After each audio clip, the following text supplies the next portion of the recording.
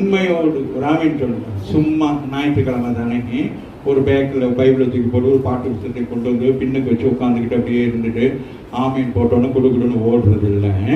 இந்த ஆராதனை உண்மையாக இருக்க வேண்டும். ராமின்னு சொல்லுங்க.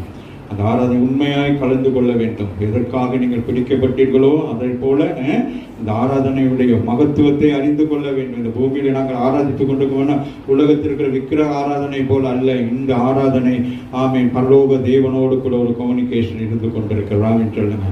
ஆக இந்த ஆராதனை துச்சமா நினைச்சு சும்மா நேரம் கட்ட நேரம் வந்து உட்கார்ந்து தலையை சொல்லிக்கிட்டு பேன் எடுத்துக்கிற இடமல்ல இது.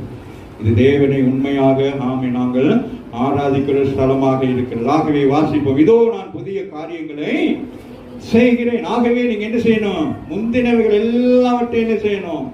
இன்னைக்கு போய் என்ன செய்யணும்? முந்தின என்ன செய்யணும்? எடுத்துடணும். போன்ல கூட இருக்கும். தேவையில்லாத என்ன செய்யணும்?